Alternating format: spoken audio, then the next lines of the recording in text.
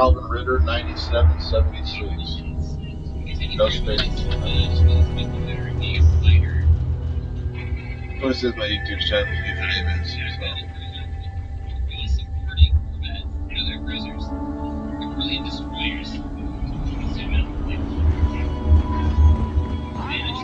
So. A pleasure to meet you. Welcome to Premier's. We may be new, but I think you'll see why everyone's. Thank you. So, what sort of ship are you looking for?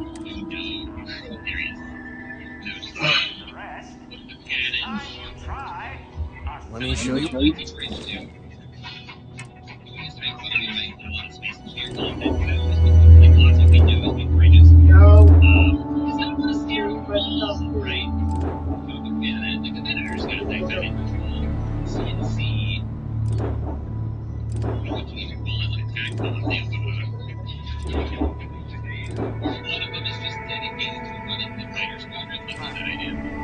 If you need anything, just ask. Of course.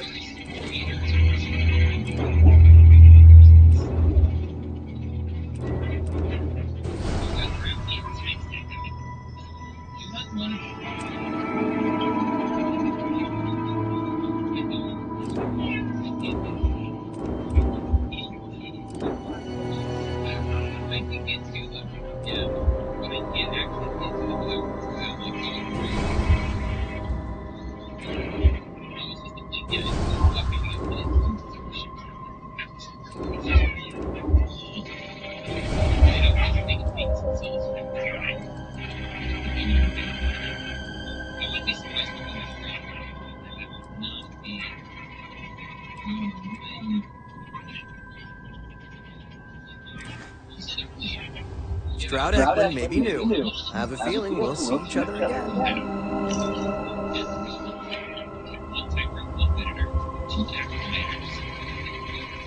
My business is switching to Stroud Ekman. It just makes sense.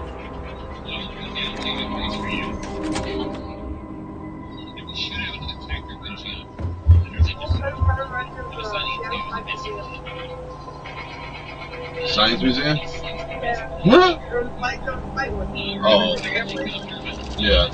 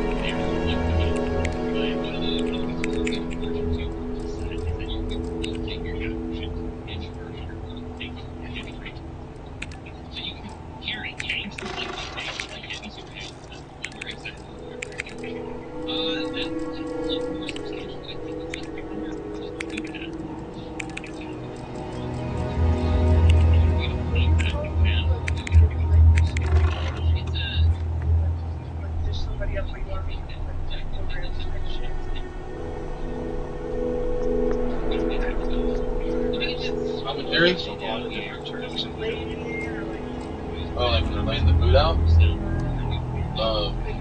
dressing, shearing the crop. Well, I guess that's even film right now. It's the way it's displayed, or if you brochure it, jeer, Jeer. Either that or it's brochuring the like something like that. It's one of the two.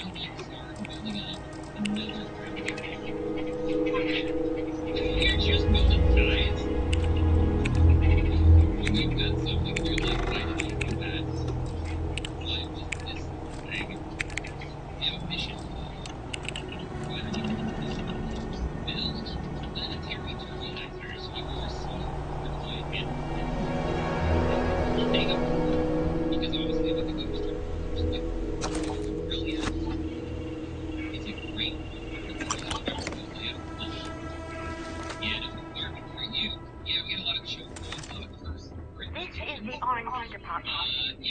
Sorry, excuse me, but they're in a...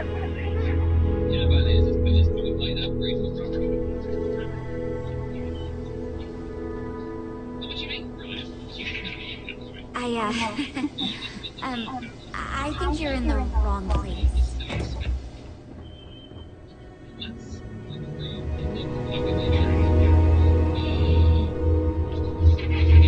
Something else. Well, what do you expect? The Atkins family is loaded. Just throw in a whole bunch of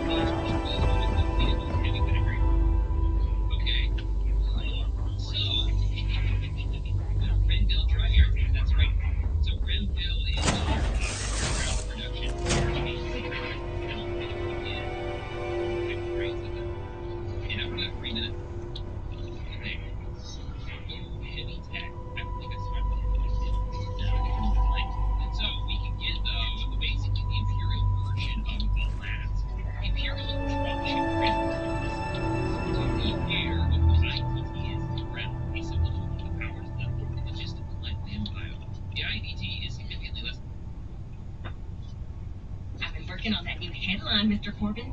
You don't mind if I take a look at your... See you later. Excellent. Let's hear it. Videos on the lore for yeah. Very good, in fact. But there's just one problem. The trident is not a scepter.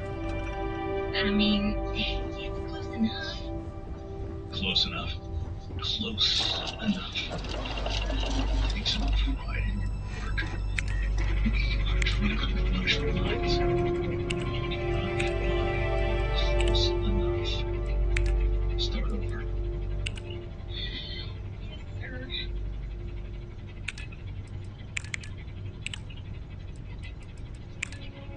It was never agreed that it was ours. Even the impossible scale of moving humanity across star systems at unsettled need. Those problems were visible, understandable at least. But the years after Earth's evacuation carried a quiet peace. Something huge formed. Humanity had scattered across distances so vast that even the meaning of distance itself had changed. Those terrors were documented.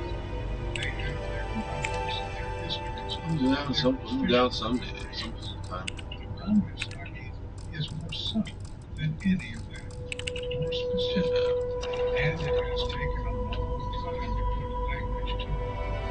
I gotta get some other shit squared away before I'm able to trust myself going in and just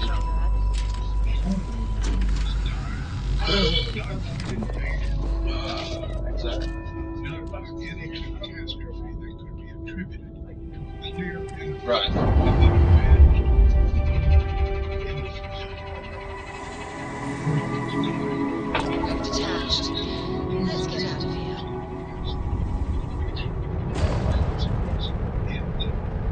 The grand triumph technology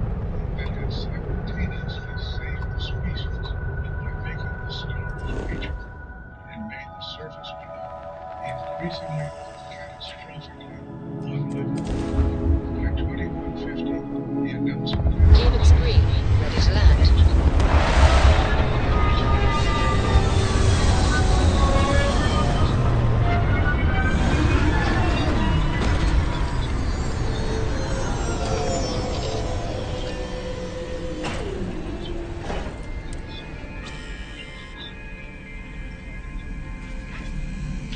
You would expect that facing this kind of loss, we would have heard painful, stripped of the potential for true scale. And species Jensen in Alpha Gagarin in Salisbury Reach, wind scoured the surface of Cape and decide to begin differently. To build a civilization that prioritized what catastrophe had revealed to be actually important, rather than reproducing the status hierarchies and luxury industries. It had just finished. We did not do that. Some of the decades during which copies of this model were new Atlantis was established into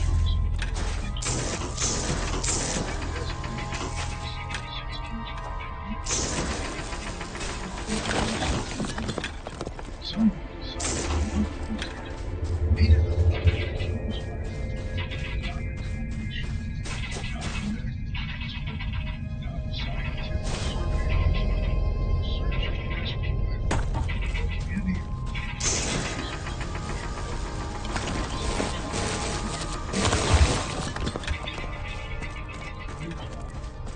the ship operational purpose is to carry out what we already have more than they need, self-recovery, so they can feel more comfortable moving on. That ship is the siren of the stars, and the company that built her, trident luxury lives, has been moving quietly through the settled systems ever since, offering an experience of interstellar travel that bears no meaningful resemblance to what interstellar travel actually looks like to most people who have to do it. The simple reading of this is contempt. It is easy, and not entirely wrong, to look at the siren of the stars and recognize it immediately as what it appears to be: a class system replicating itself in the wealthy new Man, there is. new expensive ways to He tells me. I mean, remain invisible to bingo. You miss the man. it is insufficient because the siren of the stars And is then, not simply a monument to excess. I She was, is something stranger. yeah, got a signal. Hey, Held up to a species in the process of deciding who it wants to give me a minute. Let me know when you want to. and showing it the face of tyranny and obstinate fate. The question the siren has always been asking, not in any rush, Still think there might. marketing communication, Oh, but simply by existing and continuing to operate. you got it. Catch you on the flip side. Humanity can survive catastrophe. We know it can. The settled systems are proof of that at every scale. The question is,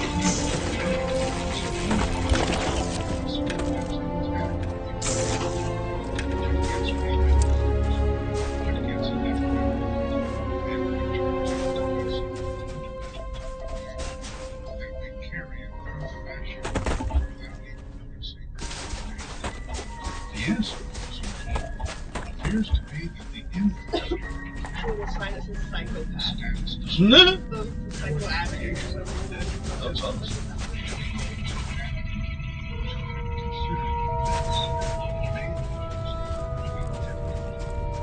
It adapted immediately to the new context. It was operating again before many colonies. And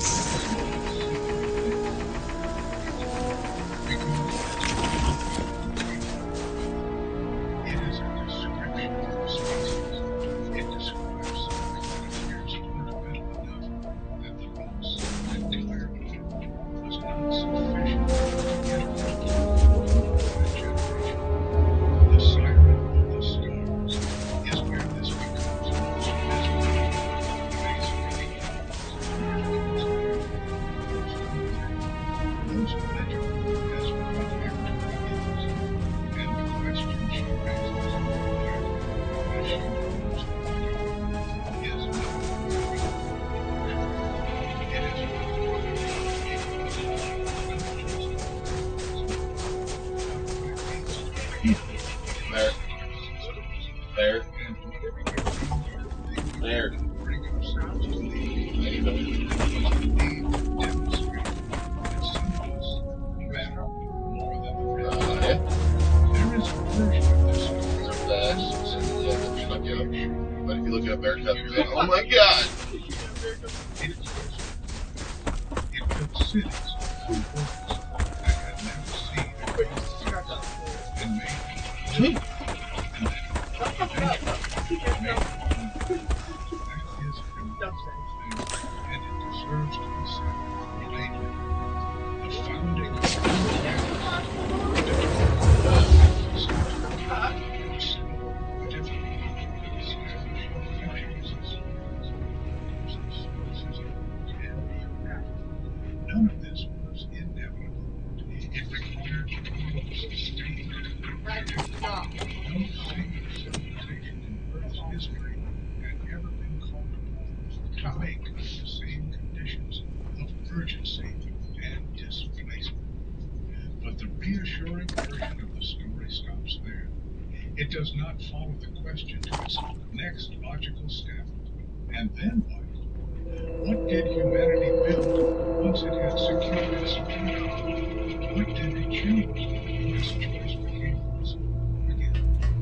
The siren of the stars is what answers that question, and it is one of the less comfortable answers available. It suggests that the very first thing humanity did with its surplus, once survival had been managed and resources had begun to accumulate, was reproduce with remarkable fidelity the social hierarchies it had carried with it across the world. That the architecture of who matters and how much, which seemed like it might not survived the crossing better than almost anything else. Trident luxury lines did not emerge from desperation the way most things in the solar system did. Most of what was built in the early centuries of interstellar colonization was built on necessity. Sidonia carved into the Martian rock because the mineral extraction technique was critical to its survival. New hemisphere established in Saturn's orbit to support the processing infrastructure of the solar system's requirement. Gagarin landing built on Gagarin to maintain human presence before it would need a second one. These places were built because they had to be. Their harshness was a design flaw. It was the point. What we can infer about Trident's origins, based on what the company has become, is that it was not built out of desperation. The logic of what Trident is, a corporation that offers premium vacation packages and maintains its own fleet of customer-facing survivors, with a dedicated stockyard orbiting the camp in the Cheyenne system, points toward a founding philosophy rooted in surplus rather than surplus power, surplus ambition, and a particular kind of foresight that does not see a frontier primarily as a hardship to endure, but as an opportunity, specifically the opportunity to define the terms of comfort before the world culture has time to establish what ordinary comfort looks like. In a new civilization, the highest tier of luxury New cannot be ship! established early by the He's fucking huge. resources to establish it, and everything below that tier is then Fuck yeah, dude. defined in relation to it. Whether Trident got there first or simply arrived at precisely the right moment, the result is the same. They have defined the upper limit. What makes their existence historically striking is the collectively it employs. Victor Isaac's development of the Grand Drive in 2138 made interstellar travel possible. Within roughly a decade, that technology was being deployed in the service of mass colonization. The desperate, massive, largely improvised project of getting enough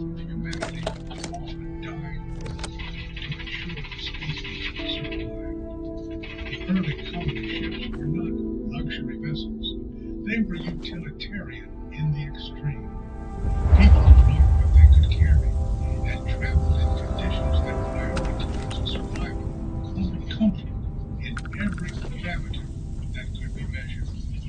And yet, at some point after those first crossings, the precise moment lost to the kind of corporate history that luxury brands tend not to publicize, someone had already identified the opportunity for a different kind of interstellar travel. Not for exploration, for enjoyment. The gap between the colony ship and the siren of the stars is not indiscriminate, especially on Earth. The same technology that saved humanity was, within a relatively compressed timeline, being used to sell humanity a premium version of itself. This is worth pausing on because it changes what Trident represents. The siren of the stars is not a product of a civilization that has sold its clothes and turned its attention Do to what? pleasure. The settled systems of the centuries A little bit. were its occupation, from security. The Oh, conflict between the no, no, United no. States and the Free Star Collective, which ran from 2308 to 2311, ending with the Free Star victory at the Battle of Cheyenne, made clear that political and Is that military Anthony? conflict had traveled to the Oh, stars I'm along not sure with either. Atlantis. I don't know if it works like Conditions TikTok. across many colonial settlements remained genuinely difficult. The gap between the founding idealism of a new civilization and the lived reality of most people within it was, and in many places remains, significant. Trident operated in that context, not after it was resolved, during it. This is what makes their business logic genuinely interesting to examine, because what Trident understood, what the existence of the siren proves they understood, is that luxury in an unstable environment is not a harder sell than luxury in a stable one. In some ways, it is an easier one. When the world feels uncertain, when the political and physical environment seems to shift under every institution that tries to plant its roots, people with resources are often more motivated to spend them on insulation, on experiences that actively exclude the uncertainty from reaching them. The siren of the stars did not become possible because the settled systems became stable. She became possible because enough people with enough capital decided that safety, the experiential kind, the felt kind, the kind that cannot actually be purchased but can be very convincingly simulated, was exactly what they needed to do. What Trident sells at its core is not travel, it is certainty. The siren is a vessel where nothing is unpredictable, where the environment is managed to prevent surprise, where the surface is calibrated to anticipate your needs before you feel them, where the turbulence of the settled system's broader political and economic life is not merely absent, but actively, deliberately excluded from the passenger experience. In the 23rd century and beyond, that is not a small thing to offer. The settled systems have produced remarkable achievements.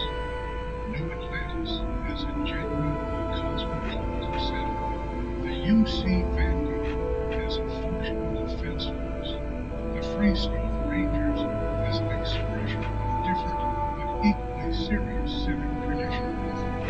They have not produced stability in any comprehensive sense. War, crime, corporate conflict, frontier lawlessness. These are not historical problems that the settled systems solved and wrote romance. They are ongoing features of life at the end of global expansion. Against that backdrop, the siren represents something that is, in its way,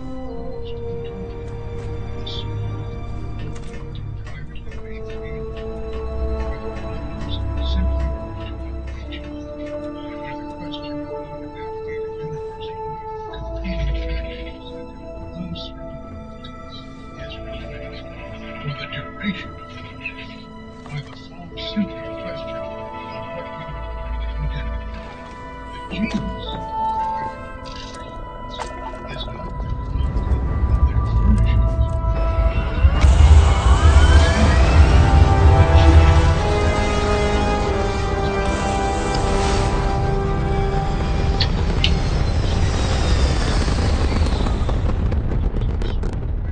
but the Looks peaceful from up here, doesn't it? The new era produced the need to feel, at least temporarily, that the world has been made fairly on your behalf. That someone, somewhere, has arranged things such that you need not worry. The siren does not just sail between civilizations. She maintains the air for the passengers who sustain experience in a civilization smoothly, elegantly, even when civilization itself is doing none of those things. Stepping over the siren or the stars, the first thing you notice is what you do not notice. You do not notice the hum of the engines, even though you are moving faster than anything humanity once imagined possible. You do not notice the recycled air, even though the atmosphere you are breathing is machined, maintained, and technically artificial, filtered and reconstituted by systems running continuously behind walls you You've can given never the see. fleet a lot of trouble You up do there, not Ed. notice the Hey, threat since you when is estimate surviving being the attacked absolute causing trouble? blackness, Isn't that just temperature, fighting back? temperature Hey, index, pilot, that is, could you at move your arm a little bit to the left? I can't make out the code. Don't move! Trying to figure out our destination. Probably transmitting this conversation right now from the other end of the hallway. Well, yeah. Nice work. Okay, put the gun down. I'm done. See? My retinas are pointing away from the console towards this lovely view of space we have out the window. Tie him up. Once we get back to the base, to prevent you the from fun feeling starts. where you actually are, which is to say, in deep space, in a metal vessel, crossing Settle down. Everything in the green. in conditions the atmosphere shows instead, the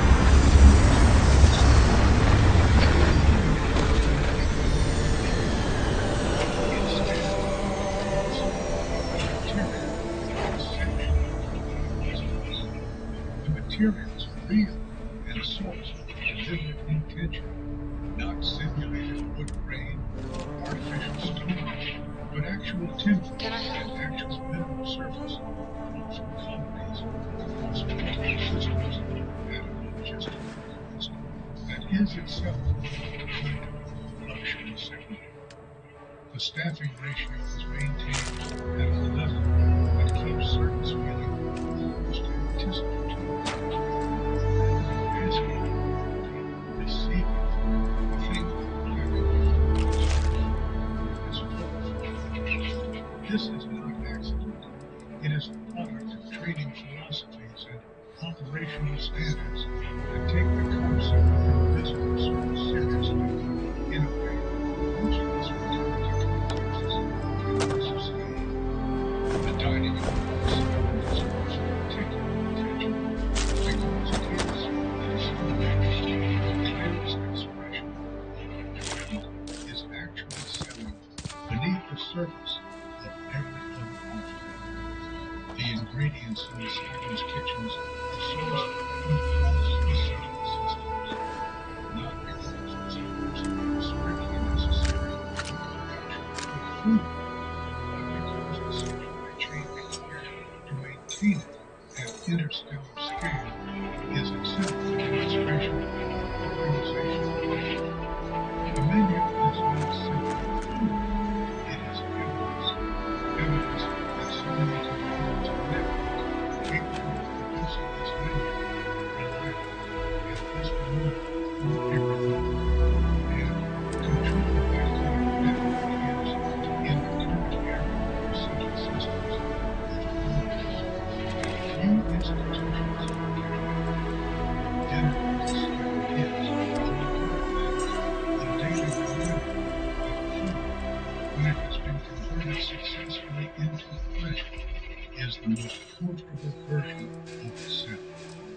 Beyond the dining, the siren offers something that might be called a social architecture, an environment designed not just to accommodate wealthy passengers, but to facilitate a particular kind of interaction among them. The common areas are sized and arranged to produce small, natural groupings rather than anonymous crowds. The lounges block smaller living areas. The observation areas create a context of shared experience. Two people standing behind the same window, in the same place, in the same room, with the same stars in the sky. That deserves certain kinds of praise more efficiently than others. This is not incidental to the siren's function. It is, in many ways, central to it. The passenger manifest of a siren departure is likely to contain that does not have mechanisms and formal functions.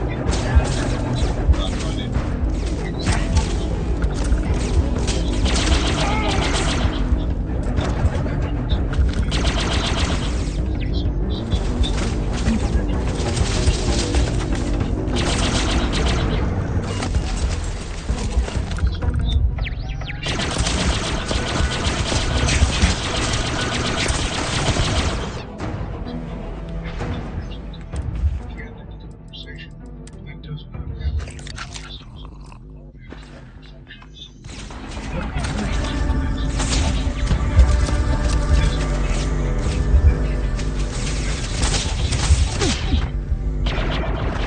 the siren is not merely a location for relaxation. She is a venue for relationship building among people for whom relationships are paramount. The conversation after dinner, a shared meal, usually running late. These are not incidental to the siren's value proposition. For many of her passengers, they are the primary one. He wasn't ready. Kevin Hart. They represent the most honest Was aspect of the siren's one of his jokes from one of his first stand-up specials. ship does not intend to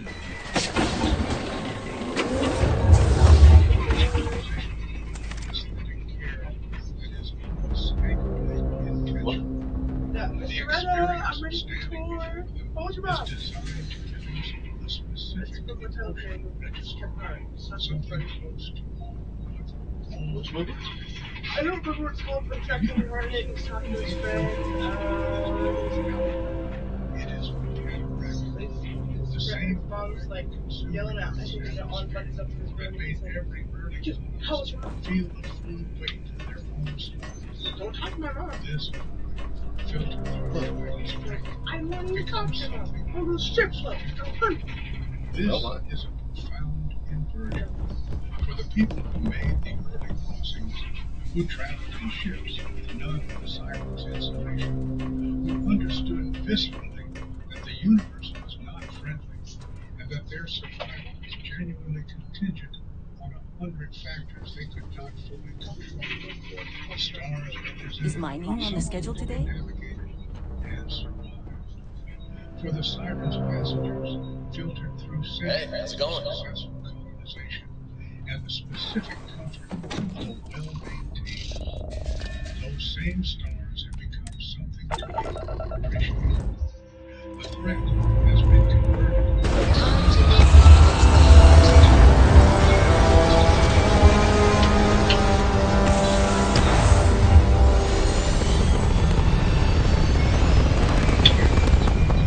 Here events take place, and the Achieving curious orbit now. the siren has been designed to produce becomes almost invisible. And it is here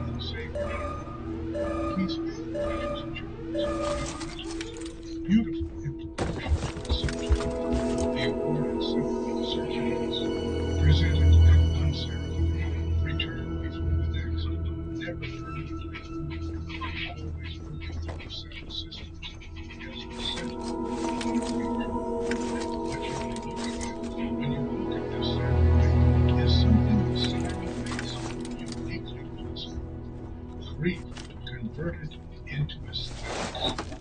The people gathered in the Starfield garden to honor Earth's memory are not pretending to feel something they don't. The loss was real.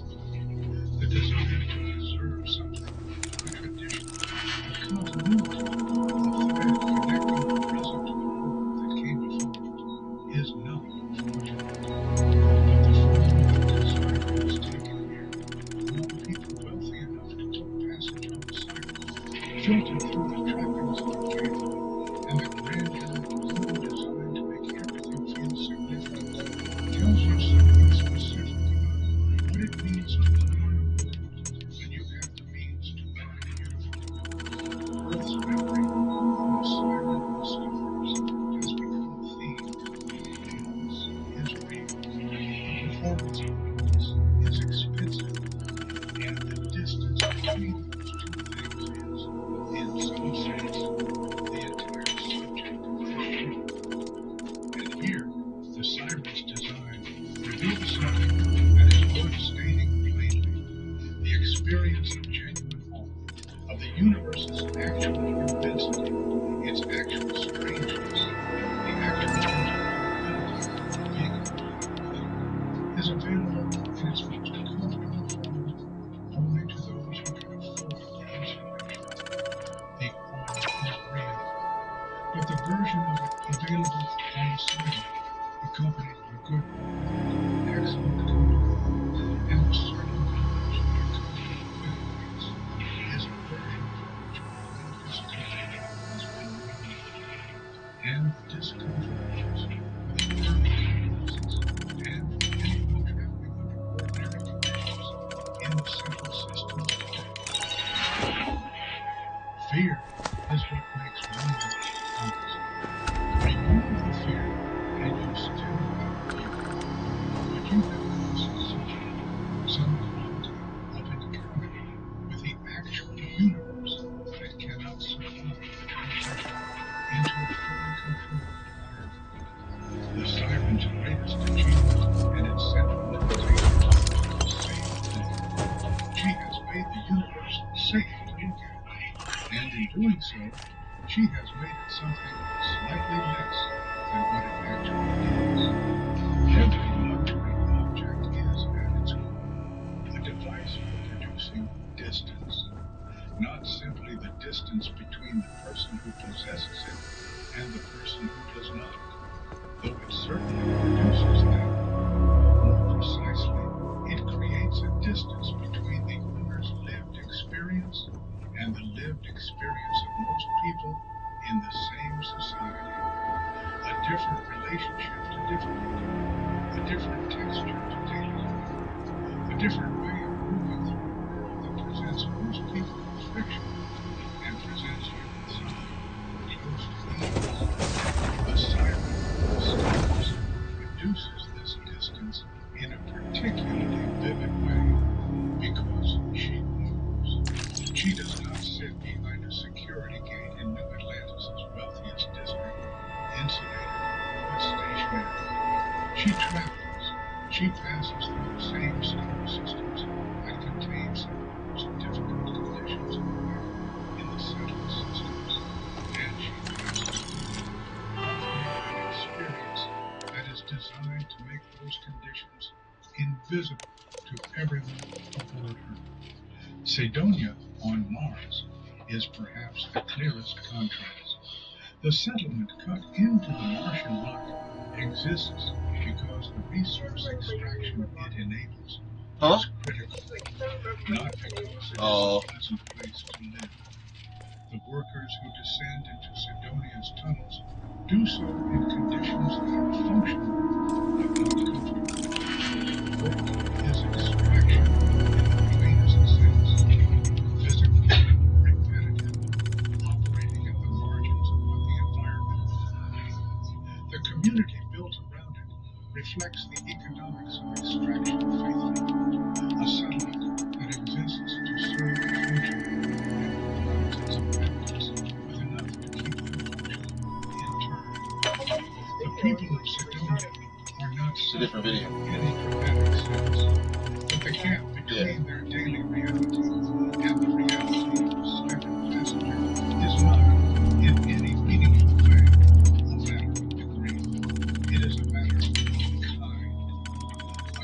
city, the capital of the three-star collective called Aquila itself, offers a different but equally inspiring contrast. The three-star collective was founded in 2589 by Solomon Coe through a voluntary alliance with Boarding, a political project explicitly oriented against the hierarchical model of United Colonies. Aquila City reflects this in its built environment. It goes against Aquila's native predators, the culture of self-sufficiency, the pride in individual capacity that is real and deeply held. The three-star tradition genuinely values something different: the UC's institutional prestige and importance. Even here, within a political tradition that explicitly rejects the UC's model of centralized power, putting it to home is vital. The established branch versus the newly diversified, the respected name versus the unknown. Status takes different forms in different systems, but it takes form inevitably everywhere. In Neon, embodying Alpha, the contrast with the Siren becomes more compelling. Neon offers pleasure. It was built for pleasure, specifically organized around the legal commerce of war and the entertainment culture that emerged from war. It is a different register of pleasure.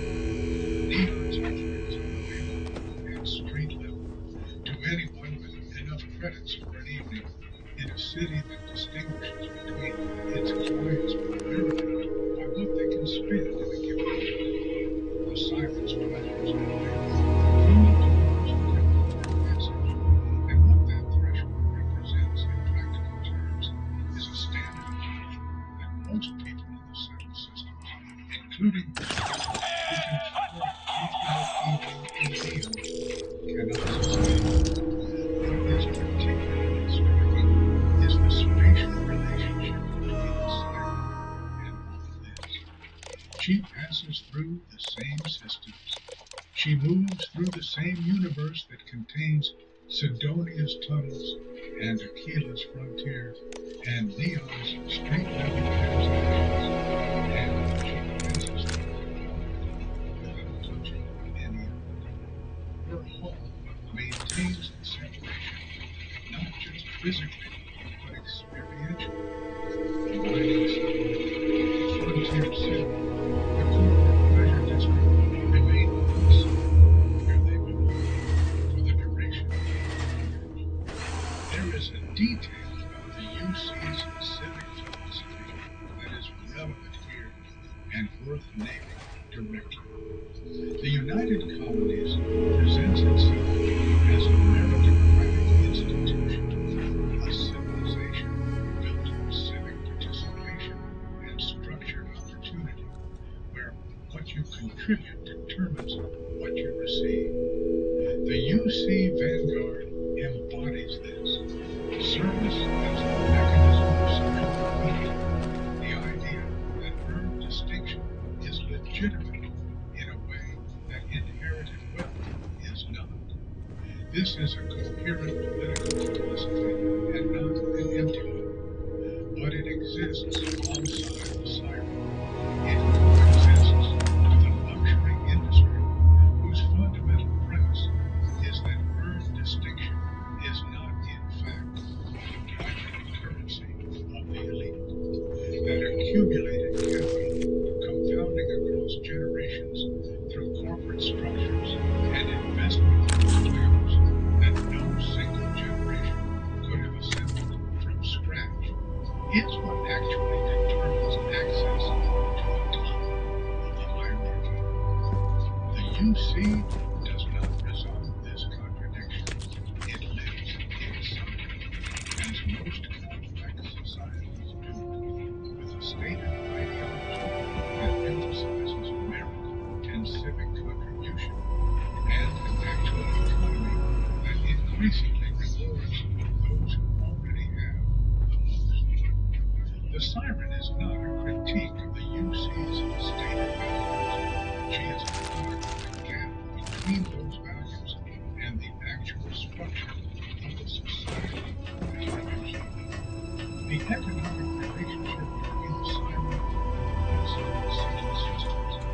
is not simply one of inequality. Inequality is ubiquitous in the settled systems and takes many forms that do not require a luxury to express. What distinguishes the siren is the quality of insulation she provides. Her expense is largely the expense of exclusion itself. You are not primarily food, though it is good. You are paying for the guarantee the world to teach people who cannot afford these things will not. The political dimensions of this are genuinely complicated because the settled systems do not have a single authority capable of adjudicating what the siren's existence means. The UC has its institutions, but its jurisdiction over the multi-player operating across multiple systems is limited by the very political architecture of the settled systems. The same fragmented sovereignty that defines the empire of the freestyle conditions. Appreciate the lift. Well, mildly. Advanced dynamics the siren expresses. But the freestyle condition equally prizes freedom of economic choice, which limits the authority that objection is sustainable. What this means is that the siren recognizes a structural impunity that is itself a function of what she is and who she carries. The people who could change the conditions under which she operates are, to a significant degree, the people with an interest in keeping those conditions exactly as they are. This is not unusual in the settled systems. It is, in many ways, the defining feature of how power works here. But the siren makes it unusually visible, or rather, visible only to those looking carefully from the outside, because from within, the question simply does not affect it. The insulation, as prisoners also prevents them from feeling the political conditions that made the siren possible. The design is thorough in this regard. It is very good at what it does. The siren of the stars presents himself as a sealer, controller, curator, Hey, Dad and I will be riding passenger with you. Okay, bye. but the Hey, settled you need systems do something? not respect the siren's desire intentions. They come aboard with the passengers.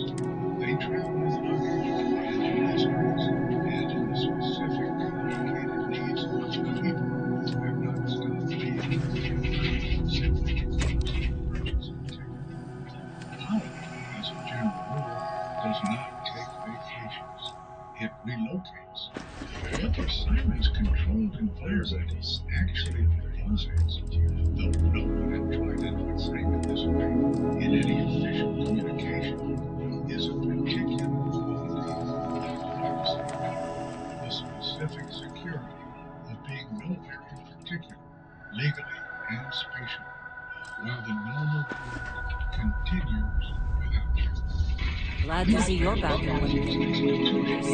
Its oversight mechanisms, the ambient awareness that understood and well visible to the UC policy, corporate headquarters have audit trails and legal Undocking complete, Captain.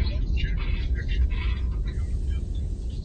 You board a luxury liner moving between star systems in a stateroom with no screens beyond what the passengers have consented to. Have dinner with other powerful individuals who understand precisely the value of discretion.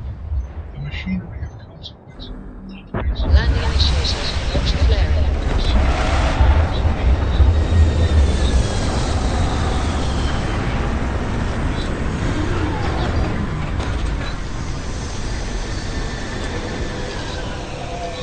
He has been quietly funneling institutional funds into collective agents. The embezzlement these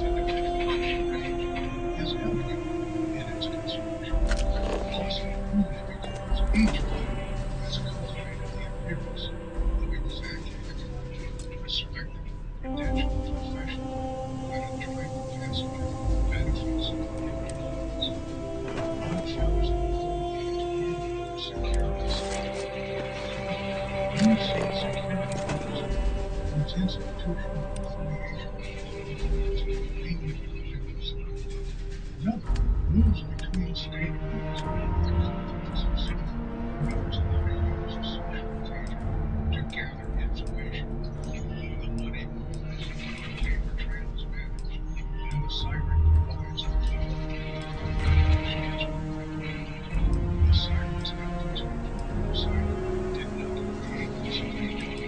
The investment began without any formal message, but it is ordinary that the ship provides ideal conditions for the final stages of the control scheme to be worked out between the parties involved. Which is to say, to be the loyalty of the masters is not just their orders, it is the accumulated weight of choices that are very different from the outside than from within. And then there is the matter of protection. Trident's vetting process is thorough by the standards of the commercial sector. The company maintains its own star yard between Earth and Keel and builds its ships to specifications that express the same philosophy as the ships themselves.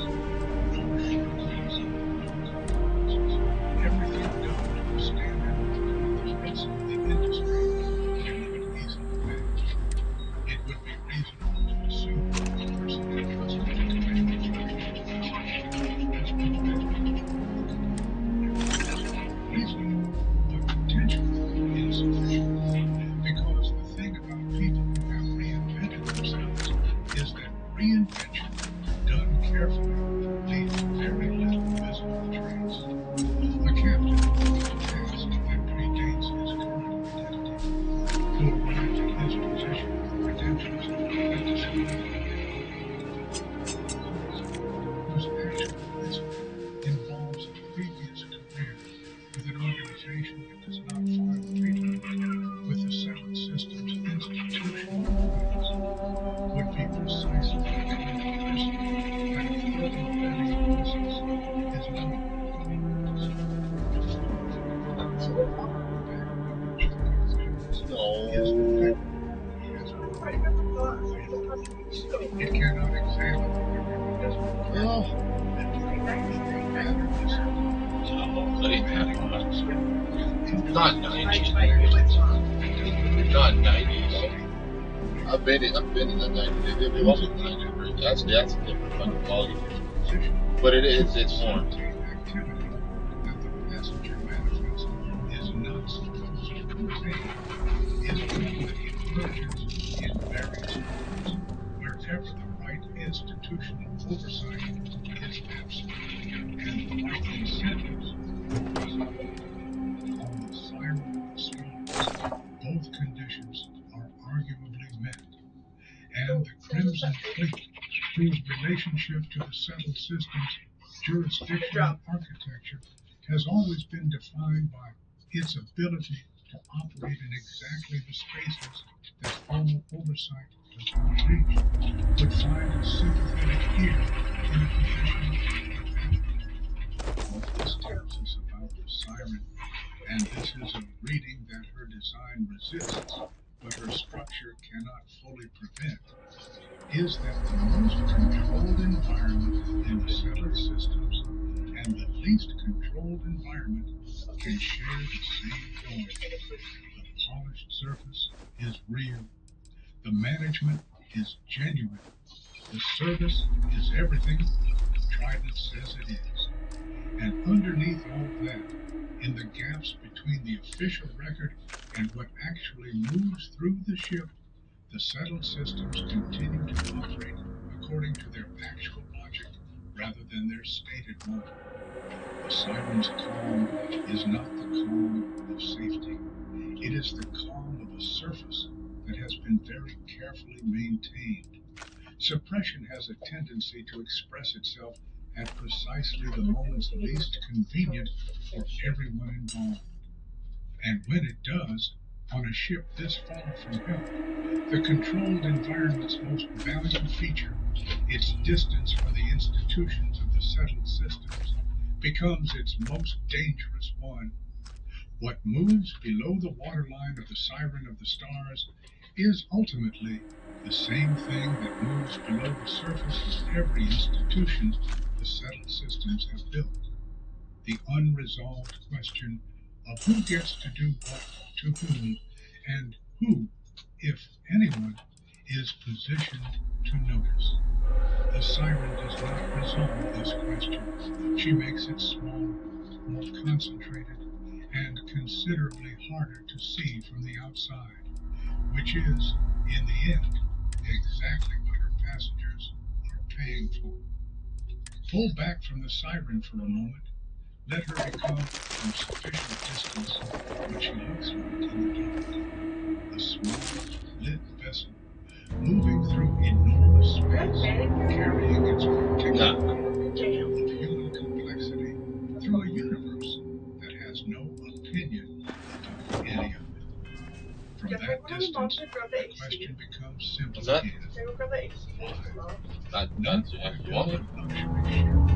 The economic logic of that follows practically everything we have already Porco, examined. that room of yours better be clean next time I go in there. Do we I'll continue get to it, Dad. I promise. This ain't my getting around to it tone. Yeah, is it gonna Understand? work behind the fridge and behind all that shit? Fine, fine, okay. I'm going.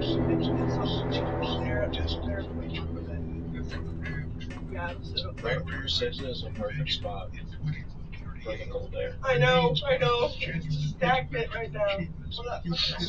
But yeah. Why do we still care viscerally about the difference between a state It's pretty warm all night. viewpoint Till about and a 4. cat without one? Yeah, it gets cold about 3 or 4 in the morning now. Is probably status is not a choice. Struts retract.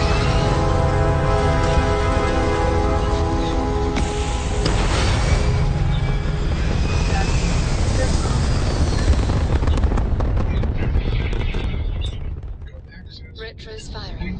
Orbit stabilized.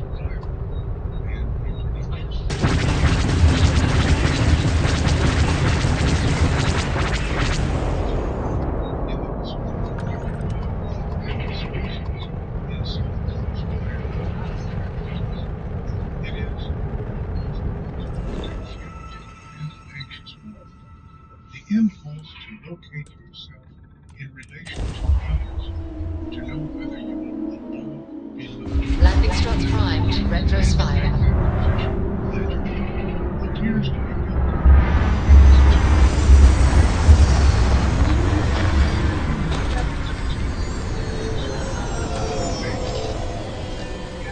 Right. Did not create this impulse. They identified it, understood it deeply, built infrastructure around it, and placed it at a level that ensures its expression remains legible in its extreme size. That is a true business model. But the impulse precedes the model by the full length of human history.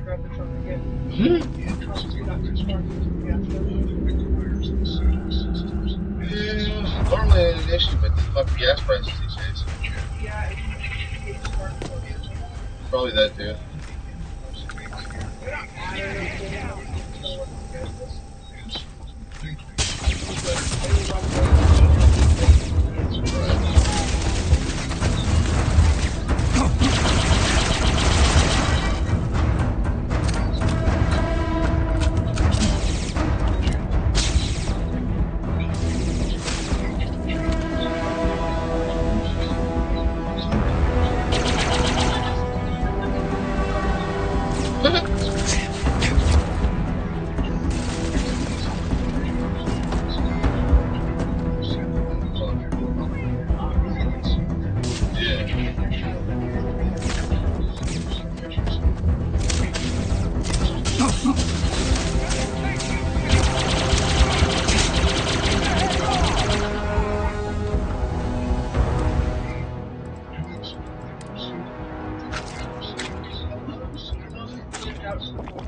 And yet, within a context of zero,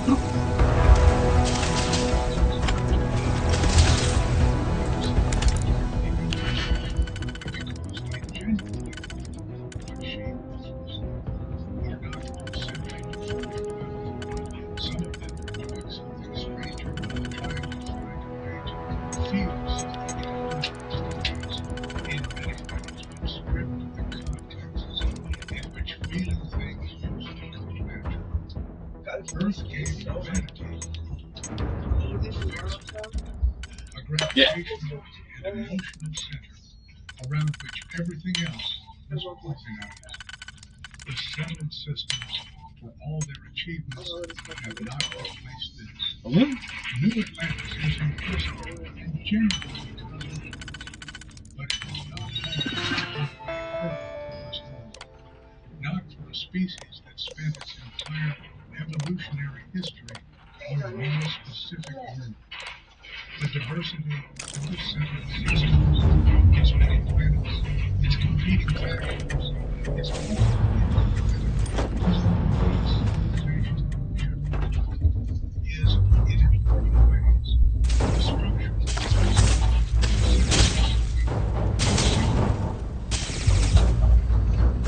in this context, the science is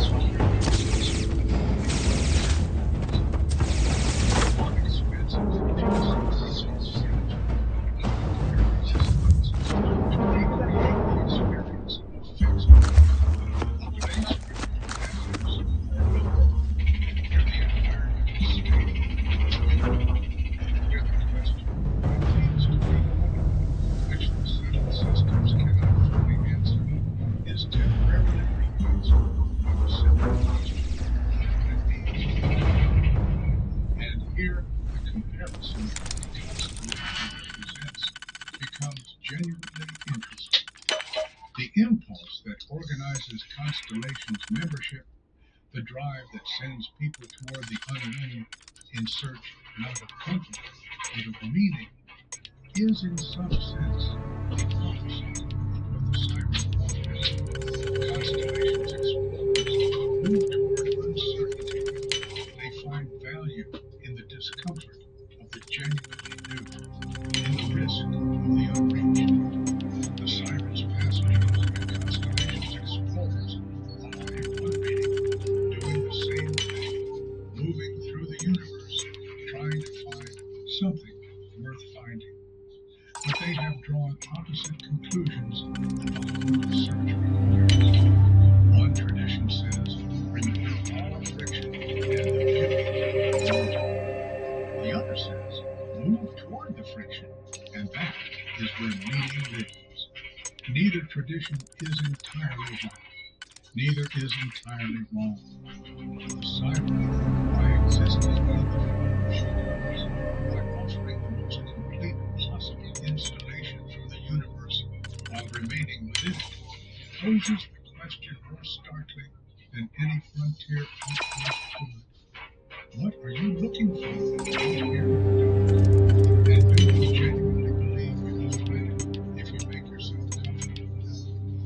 The restlessness that produces the siren is not categorically different from the restlessness that produces spaces for exploration and invention, and the slow, difficult construction of institutions meant to outlast the people who built them.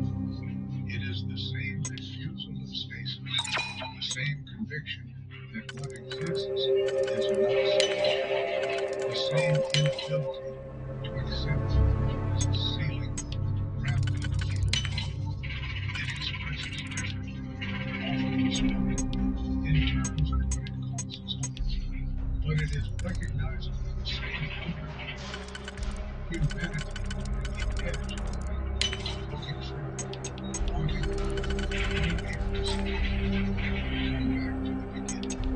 Come back to the image of the ship moving through the void, the small, yet graceful, carrying its cargo flexibly through a universe which must stay complete. We began with the premise that a species was postponed kept building luxury, kept insisting on the grammar of hierarchy, even as it was rebuilding civilization almost a dozen billion times. Evidence like the outside, Huh? accusation like evidence of something No. and perhaps unfixable, and perhaps the more I was careful waiting for him because reading he's of gaming is gonna fucking shit up. notion of the existence of a siren stars is not evidence that humanity failed to meet the fucking catastrophe. It may be evidence of something stranger and harder to categorize. A species so fundamentally oriented toward the next level, the next achievement, the next refinement of what it already has, that even the destruction of its own youth could not interrupt the momentum toward further generation. This would be a tragedy. A species that cannot learn, cannot simplify, cannot recognize any forms of closedness. A reason to ask whether this is comfortable, whether the things we chase seem to promise that we are comfortable with. It could be something else. The same energy that drove the development of the reactor, that founded new planets, that built the colony settlements on worlds that had no reason to look for human presence. This energy at the inroads which the siren systems are not categorized as. Our restlessness is the same. Refusal of stasis is the same. The difference is the direction it has been taken, that it constantly strays from its own inner path. What trident luxury house has built, what the siren perceives represents an artist, what humanity has made themselves. Is it what one particularly feels like? A refusal to accept something, a refusal to accept that what exists is love, that the very Oh, word okay. is the Oh. largest, a universe intertwined, institutes seeking, value, from Siren's messengers. This refusal expresses its consumption, prosperity, for the explorers as for the ones of solar systems. It expresses differently as to what it really wanted, but it is recognizably the same species as before. The uncomfortable truth the siren carries home, heavier than any cargo, is this: that the quality of consciousness that allowed humanity to survive the earliest war is the same quality of consciousness that immediately began to cultivate the drive to freedom survived the onslaught. The same thing that saved us is what we are still working out how to live with. The siren will keep sailing. She will keep constantly managed mirroring. Yeah. The universe made Roll it safe up. to look at. The void converted into a backdrop. The existential game of life at the edge of human expansion replaced for the duration of the voyage by the lighter and more manageable absurd problems reported by citizens. All right, okay. Surface, more complex, contested, not fully legible from any vantage point, including the observation deck of a luxury liner moving at speed between the stars. It runs hot. As Wi-Fi's been there. high humanity See what? still chases status at the The end. what? Oh, the thing. Get hot. The thing does. Never really Probably. That was only like 7 minutes. class or the economics of luxury. It was about what humanity is when it is not under sufficient pressure to be anything in particular. What we reveal when we have the freedom and the resources to reveal it. The answer, apparently, is this. We build a beautiful ship. We sail it through the night. We argue about the seating chart. And somehow, in the arguing and the sailing and the building, we mean something great, something we do not quite have the language for yet, and may not find before we reach whatever is waiting at the end of the middle. The stars, as always, do not answer. They just remember.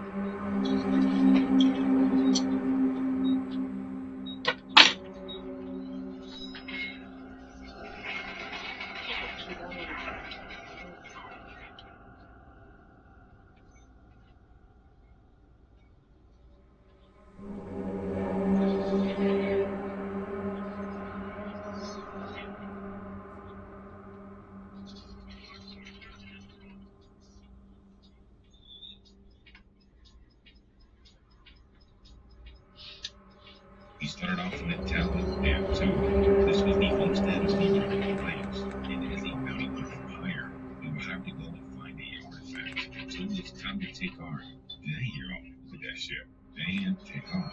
So we hit that launch sequence, and I hit exit. Now we hit that launch sequence. So it was time to head out. We set a course for Coruscant. When we arrived, we headed over to the Undercity, keeping cool as we got to watch the commercial until we reached the launch. Here we were introduced to Sarah, and she's the one that introduced us to the artifacts. So this group of Voyagers told me all about these artifacts, and with the convincing we decided to join. We would need to look at these artifacts to see what power truly lies behind them. Sarah even insisted on truly being a player. So we were on my ship, and the was around this place for a bit. We had those Voyager's sons that took me to their life. I taught them to play in MP5, and even got information as well. And then I took a look downstairs. Here we ran into BD1. We saw down this man wanted to join along as well, so we recruited him, and I'm actually legit. And then had to see what's in this armor case. And this is looking legit. See that?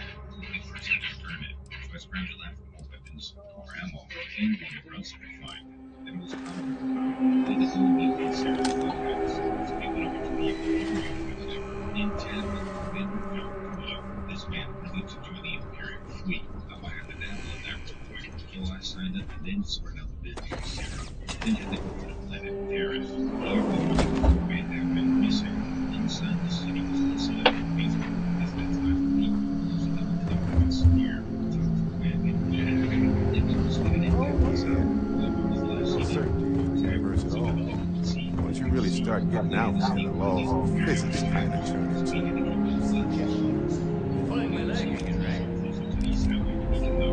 And I guess we were No exaggerations this time. we had to answer a series of basic numbers. Unicorn. Not Not me. me. Right into his life for technique now. Yeah, I'll be back in this magic. Was King Arthur riding on it too? okay, it was more of a file than a game. But the point still stands. With an open mind out there, you go into the far reaches of space and type in wow. Your brain is just going to pop like a soda can.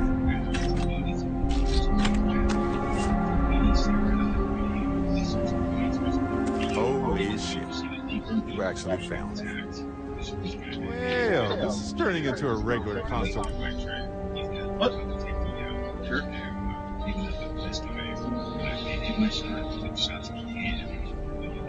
So we went in and blasted a laser, and we blasted ourselves off. shit. Look at that man. Man, they even got the stormtrooper rank. We cleared up this first area.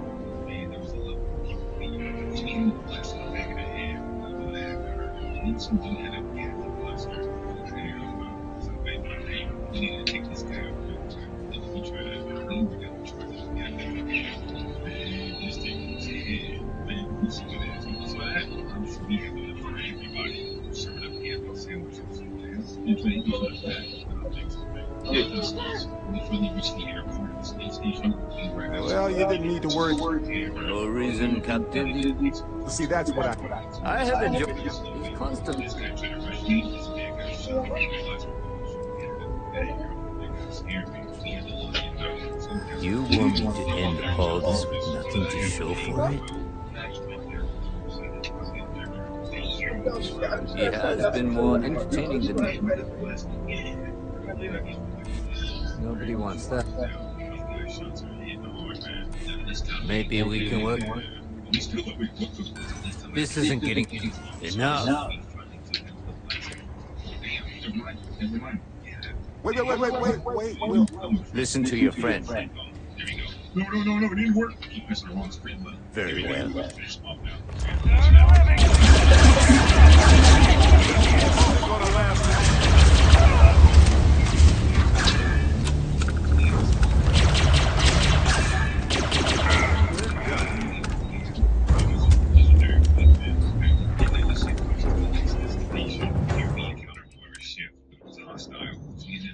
Firepower on this man. Didn't tell you he was disabled. He touched tips again. And now it was time to find Moira. Damn, there's some bandits in here. So he started popping some heads. Yeah, what's up, man?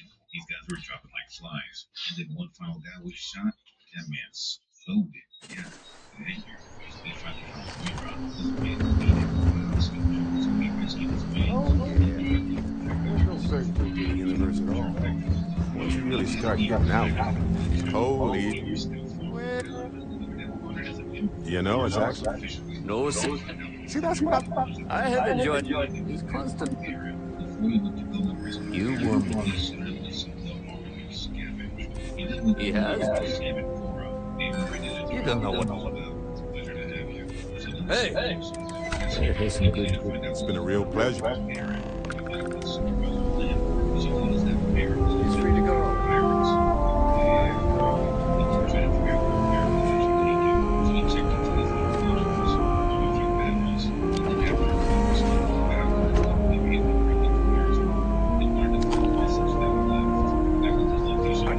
That's why he's in charge.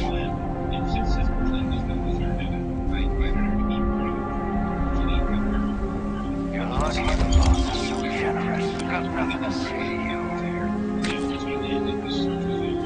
Matsura's in charge.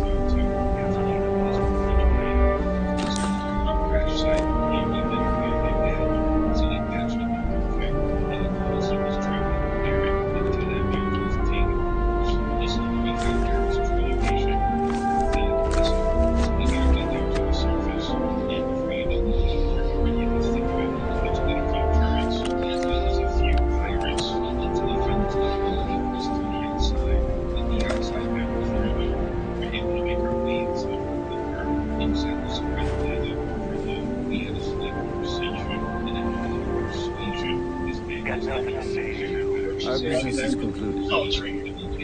I enjoyed our conversation, but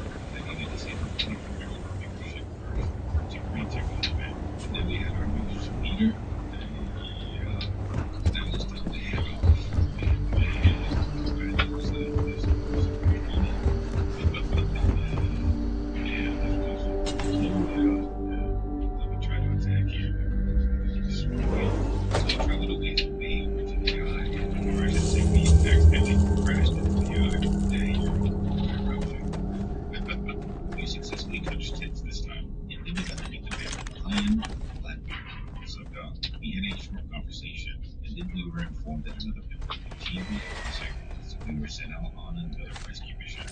And our ship was getting kind of crowded. We definitely needed to expand. So we made the jump to where Andrea was, at Black Speed, may I say. And then we were hailed by a bounty hunter captain. While we had a bounty on our heads, we tried to defuse the situation. They backed that up through a little intimidation, though. They dished out a few threats, but that's what they had. So we eventually landed. Then we made our way over to the abandoned mine. Inside, Andrea was handling business.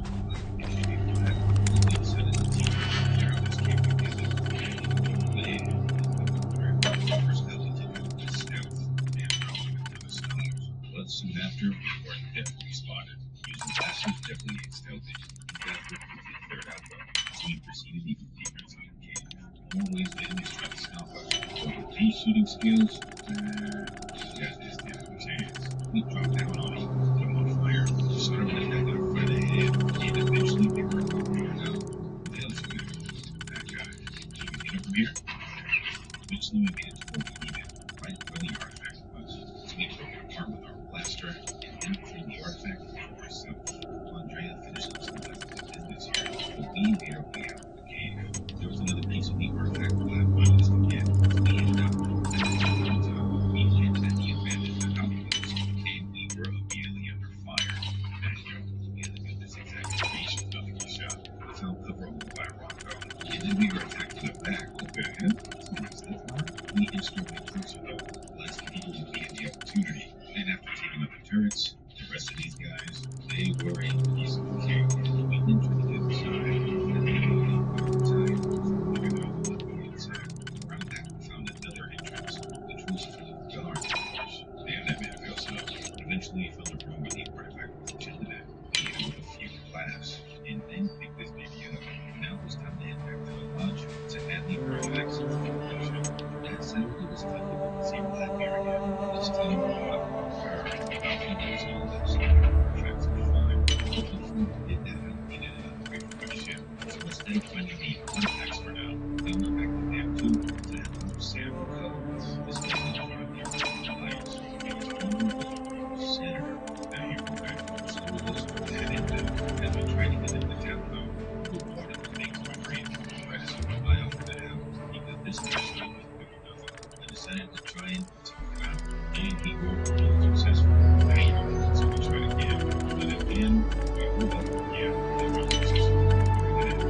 This one didn't work quick, so we snuck into a crag, and now it's time to get focus. So we started blasting the walls, defeating it with some windows. The top four rockets were taken care of, but then we need to get to the ones inside the hull. We gave them a couple of headshots, and then we were done. As we got going again, Jerry was very good with us, and he even invited me to be on the fighting party. So, that was that.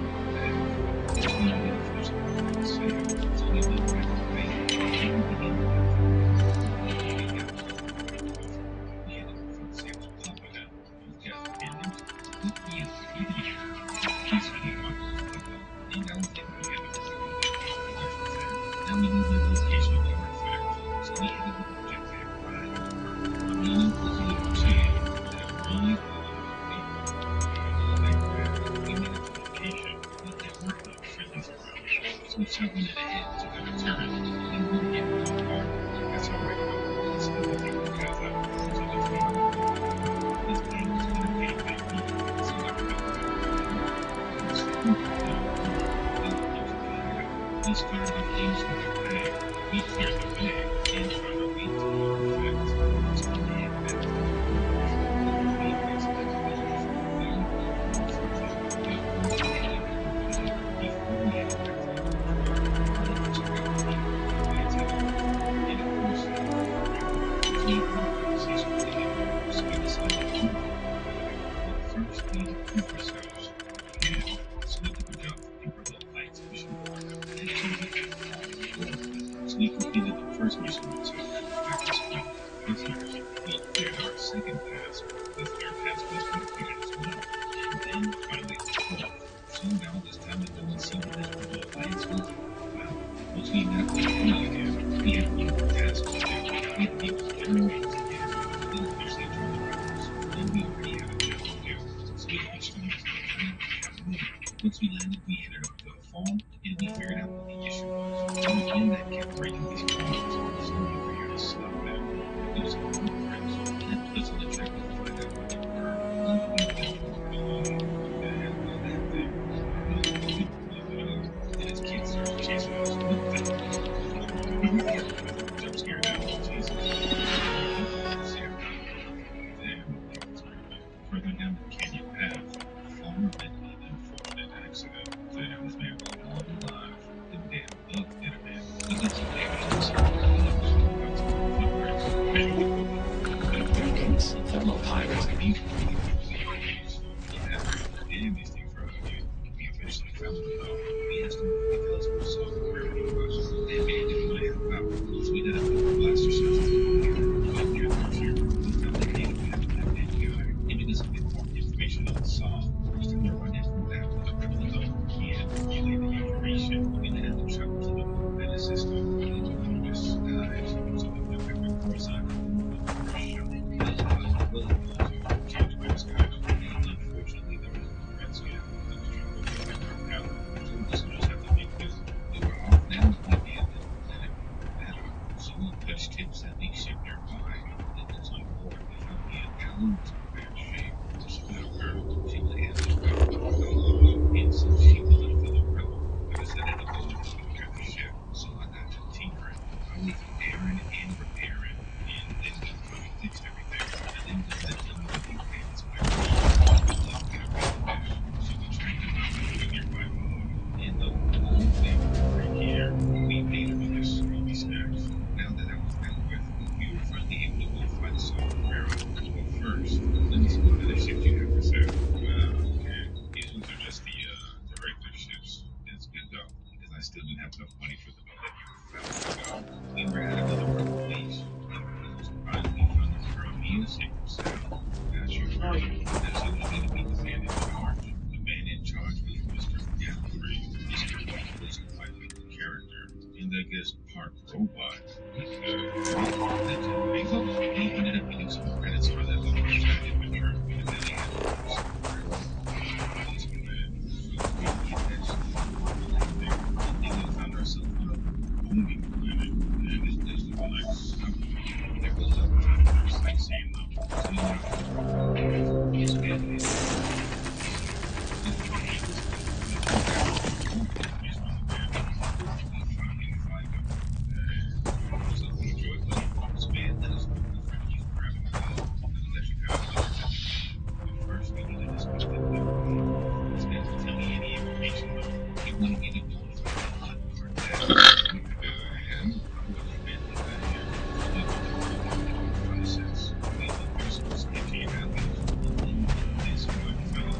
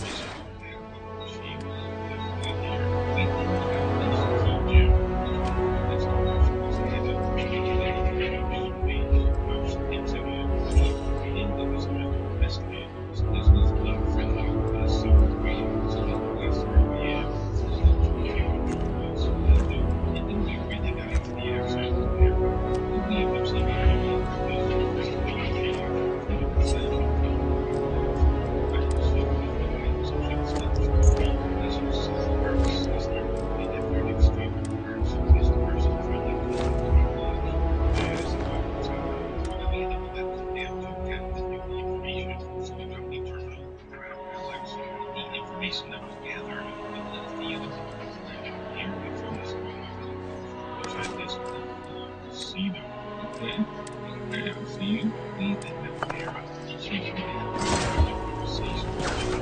After that, we went to sleep. Seems like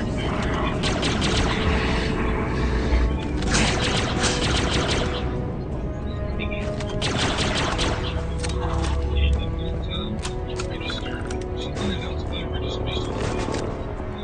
Maybe this was some kind of setup. Either way, we really had no choice. At this moment, we didn't be able to go to the deadline. I just want to be sure about whether the meeting was happening back.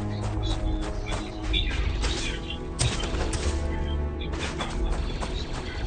Or maybe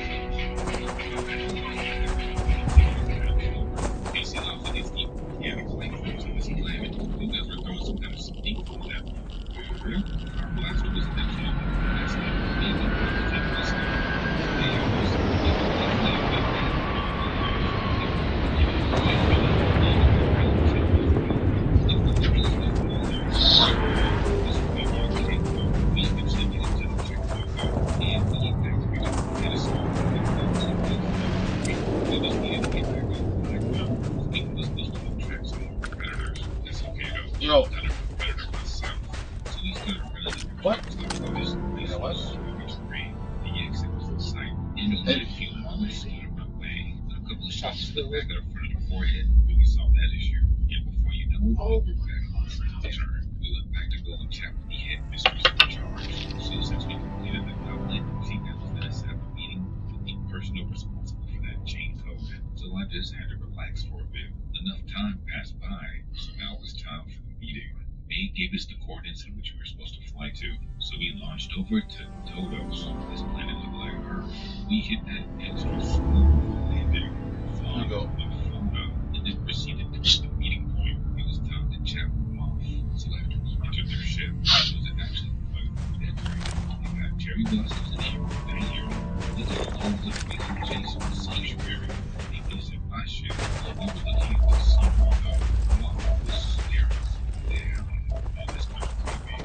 He met up with the window and asked for the chain code.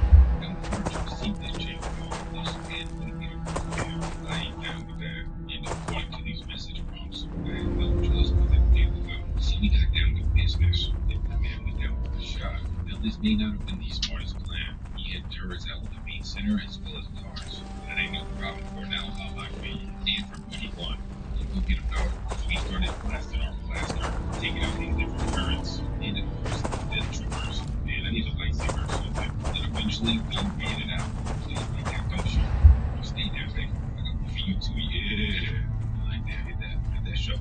We skid down back to our ship, all the way back to their two town. It was time to head back to the Rebel Alliance headquarters. We gave our chain code to our main man, Alex, and I guess we had to help him evaluate it again. We did a good evaluation, as well as what we're planning to do next. And that's when Alex suddenly questions started off. They finally had communication with someone. He didn't have the task of taking out Saw Guerrero. That man was not received the blaster to the face. So we traveled on over to the Parson hideout. We were immediately attacked as soon as we left hyperspace. That's okay though. Beat them up real quick. You need to say hi first. That's what you get, right? And it doesn't look like that does. After we destroyed our ships, it was time to hit that landing sequence and investigate. So we started perusing around the compound. Looks like there were a few traps, but that definitely wasn't enough to stop us. Saw Guerrero was definitely in there. This man was in full ATST mode. Yeah, I had to back that up and get some distance real quick. Hit behind some boxes. Started hitting them with sniper shots. His weapon was barely doing any damage. I had to bring out my heavy hitter, so I hit him with big shots. And then eventually I had to hit him with that gallon. Well, it wasn't actually no gallon, honestly. This man was tanking shots, and inside the compound was even more guys. Eventually, though, this man fell. Ain't no way I'm gonna let him go.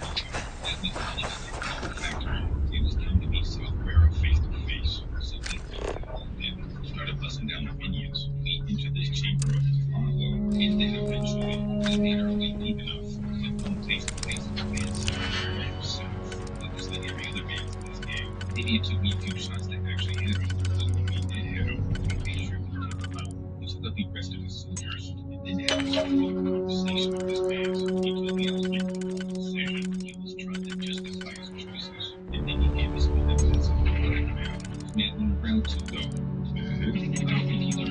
this time, I started gradually slowly putting my limit. You are gonna learn today. Man, what I tell you, we didn't go back to him as a whaler free. There was still some unfinished business. So we went to confront him. This man was in it all along as well. This man was gonna get some justice. I tried to arrest this man for his actions, and then we hung and shot him. Look here, girl, you guys really do have so much to bring. She owed me a murder, but I didn't shoot him. With our choices made, it was time to send the rebellion leader stuff. So we go back to the general. They congratulated me for my service, and now you are a special operations commander in the Rebel Alliance. Plus, we got the Hammer Falls achievement for the regular Starfield game. It was the first time I completed this quest line, so we had to put up with Miami. I don't know if we were successful per se, but we helped the rebel cause as best as we could. So now it was time to find a new adventure. So we started tackling some quests we had gotten, one of which was called Secret Outpost from a note we found on one of these bandits. And as soon as we landed on planet, we were attacked once again. But once again, this wasn't an issue. So we made our way inside this secret outpost, fought off waves of enemies, and while we were inside, we met this guy. He offered to help me out. He told me there was a specific pass to get past the traps, but I'm about allies, so I just sprinted on through. Like I said, I sprinted on through, and then almost burned alive as I blew them up. Either way, though, we made it past, and we began proceeding deeper inside. On these little automated messages, there was a guy named the Mandalorian, so I think I know what I'm about to get. The heir of the Mandalorian. Let's go, baby. I need to take out these droids first, and then, of course, we found ourselves a magnificent piece of armor. Holy moly, holy moly. And that's not it. We get a two-piece, so we get Boba Fett's armor as well as the Mandalorians. Oh yeah, I think I'm in love right now. And now that deep precious some armor I've never seen. Yeah, hey girl, this mission was definitely worth it. So now with armor in hand, we made our way out to prize number two. But first, a couple droids had to go down. Once they were dealt with, we engaged the majority of the ship. Hey girl, so we merged the button and then hit the elevator, right? So that way we could claim it. We were now owners of the ground with the razor blade, and it definitely wasn't too shabby. We had ourselves a two-for-one special. New armor and new ship? Yeah. Hey girl, I definitely like that. But we still needed to get that Millennium Falcon. For now, though, it was off to our next adventure. That next quest led us back to Imperial headquarters, where we would take the offer to join the Imperial Navy. They had to pay good, right? So we signed the enlistment agreement, and then we made our way through the orientation hall, where we learned a bunch of history about the Imperial. It was actually pretty deep. After orientation, it was time to do a little pilot simulation. Here we just had to bust a few people down, so after a few waves, we passed the flying colors, but then reported back to Captain Corella. I ended up passing all of the minimums. Now it was time to take the oath of agreement. I said, I do. We were now members of the Rebel Alliance, as well as the Imperial Navy. Hopefully they didn't find out. Now the first mission we received was to go down to an old Cold Wars processing factory. We needed to repair communications. So we went to talk to the crew chief to get our supplies to fill up out for us, and then it was time to head out. We headed to the planet Cardos. Hit a smooth landing near the processing plant, and then it was time to take our speeder in actually. I didn't even test this thing out yet. So we made our way through this winding canyon until we reached the plant. But as soon as we arrived, we heard roar. Definitely needed to keep our wits about us. Upon a little bit more investigation, there's definitely something going down here. And after even more investigation, we found a woman named Adrian. She was an Imperial researcher. She told us that there was a creature lurking about here. So yeah, we had to stay on our toes. But we also had a job to do. So in order to find the comms room, we went to Miller reset some programs, and then Adrian wrote some magic from the main room. We needed to get rid of this creature lurking, and the tracking system at the plant was down. So we turned it back on. We tuned it to the right frequency, and now we were in business. But now the creature was out too.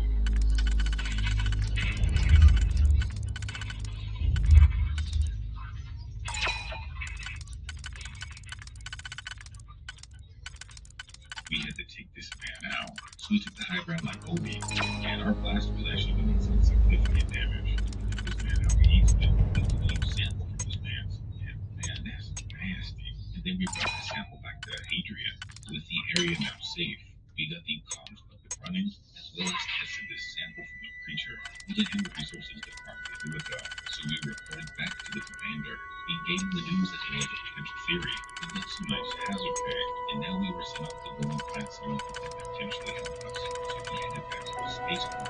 With this found my theory. We invested in even though we killed him, and even though our target thinks the world of him. Well, now this ship wasn't moving, so we took the reins of the ship for the first time, and we launched off in this haze. Why is this ship so racy? We took a new ship to the planet Junos. We were looking for a land that was supposed to be here, so we passed around a bit. While we were looking for it, Joey happened to them, and the collectors around that were plenty, so we ended up meeting with them. So we asked him for a bunch of answers. This man happened to be a friend of ours, so how did he hear his death? And he didn't know. So we got his death on the second, and then we went to the project. The guy we were looking for was apparently hiding in the city, so we made our way over there. It was friendly of greetings, but it sounded we have anything to look for.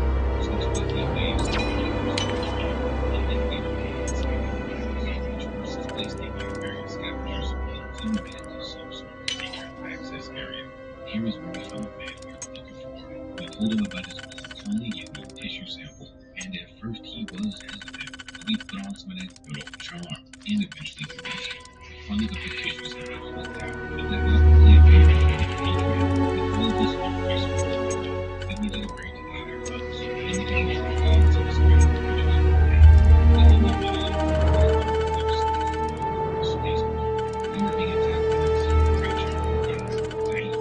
And that was one of the people that recently took them out, and then immediately we check on the situation. We found out that these creatures were in control of the humans, so we had to take them from Charles out. We hit a few of them with a stun blaster, made sure these stormtroopers were okay, and then we got back to the past. These red fools were getting out of hand. The troopers were getting stomped on by this creature, so we all took them out together. That stormtrooper got a hand. We talked to the sergeant in charge, took some supplies, and then we recruited the fire team. These guys would be watching our back. With that extra layer of protection, we went out to the spaceport. There were a few of these creatures running around, so we jetpacked ourselves in, and we started shooting it. So, you know, this man was controlling something. We ended up taking it from him, but we couldn't hold him. So this time we fired him engaged. Two blasters blazed him. So, you know, this man blast him.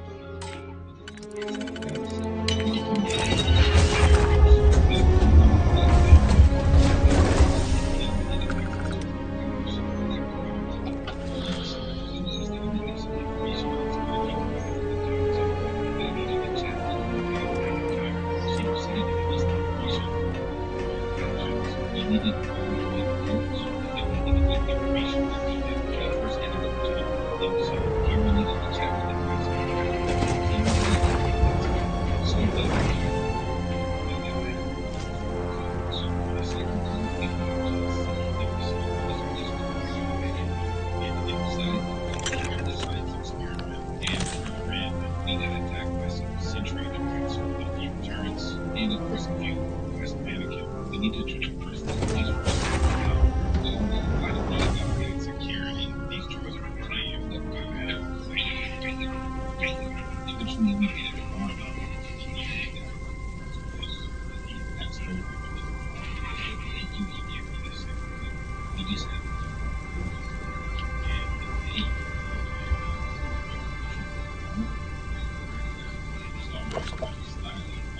we ended up heading back to McIntyre. She was the one who took care of peace for us. Now it was time to gain access to the archives. So we inserted code 1 and code 2. And then lastly, code 3. The archive was now here for access. So we collected our random data and turned it into the scope of the plan. We gave Adrian the new data. Before we got started, McIntyre did and I will definitely see her on a professional basis, of course. This lady started hitting that joke right at me. Even though it was just 7 hours went by, and finally she took me over there. And we're all living together. Deputy McIntyre to make me a citizen of the Galactic Empire. But there's nothing to say. Later days. Damn, got that shit.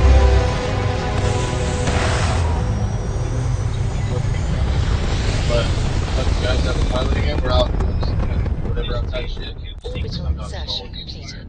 You get all your ships for the year. so much too. I did actually use some cards. I think I got lucky cards. I got some flying cards this time. Yeah, so I did make some money. So we discovered a shadow dismantled compass, two touch tips, and a lock to see what we could have out. So we climbed up to the cockpit, and this training was an extra brief.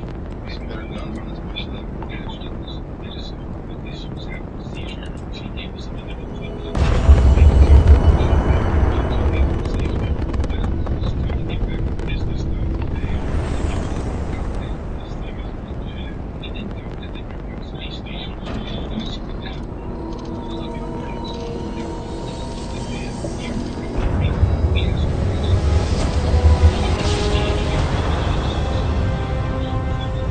Ramp drive switched on. Systems clear. TSA security. Prepare to be scanned for contraband. Be advised, you have been identified as a known criminal. Respond immediately. You're on the wanted list. Halt and prepare to be...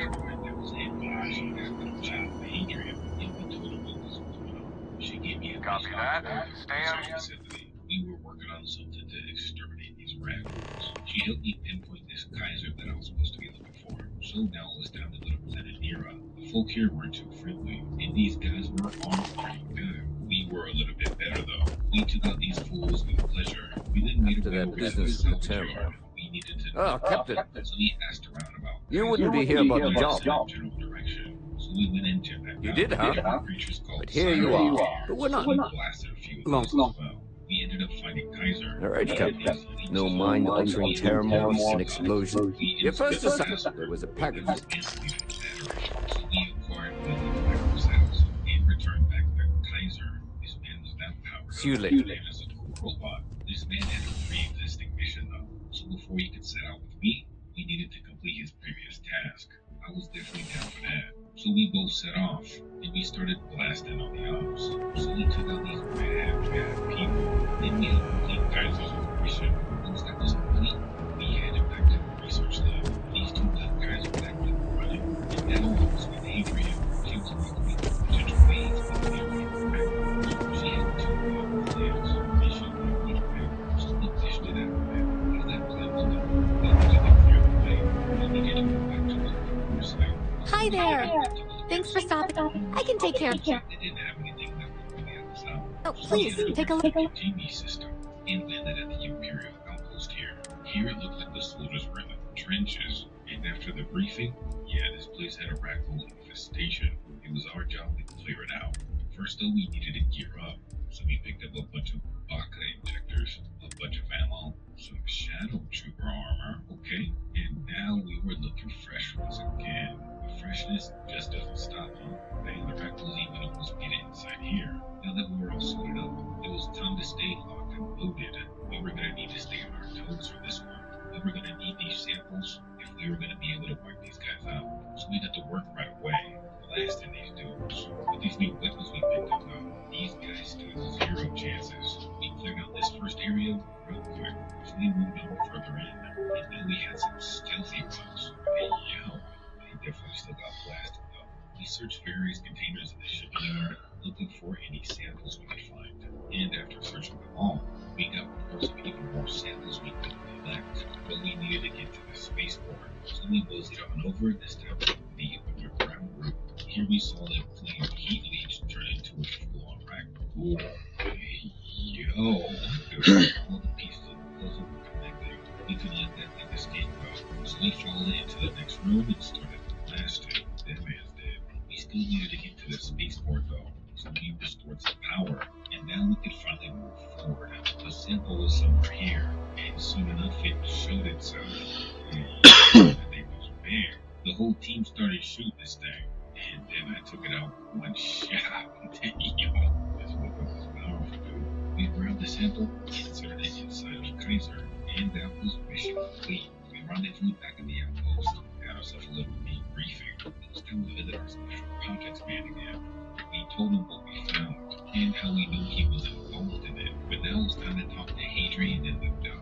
We then have to decide how we're gonna deal with the raccoons. So we discussed our choice with the captain, and now with all the details set, we we set in our new rifle plan. We were going the slow and steady route. The world was a little bit safer due to our efforts. With the galaxy a little bit more at peace, it was time to get back to gathering these artifacts. So we set out to a nearby planet and started scanning. We entered this swampy area and ended up finding a temple.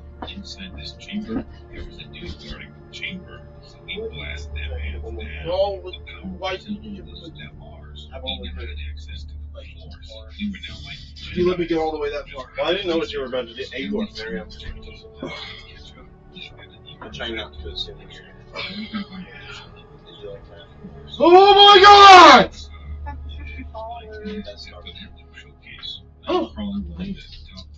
The AC is in the back of that car. Mom fucked that up. She dropped it out of the window. She did not tell me that. So I don't know if it would even work. It looks good. It looks fine, but... Yeah.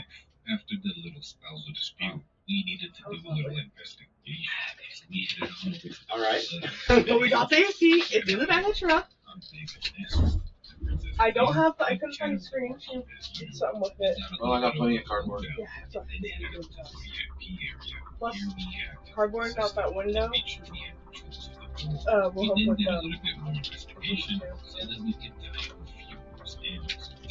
You're gonna get my things were ready. So we headed back to the club and check out my I bought it before that. And of course get ready to see the cellar.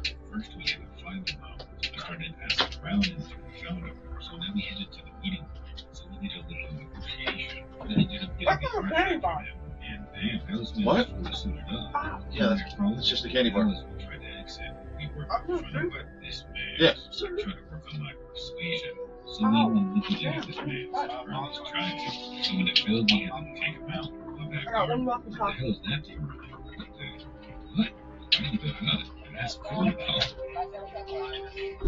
We were informed there was a battery in our heads. We had to make sure we handled the situation. One thing your ass thing. Oh, one of those. Yeah. We just got one time section we were bringing here with my brothers. So I don't have the car. Oh, gotcha. So I just put it in the car. Yeah, we're trying to do it. So here's one walkie-talkie. Let's find another one. Sorry.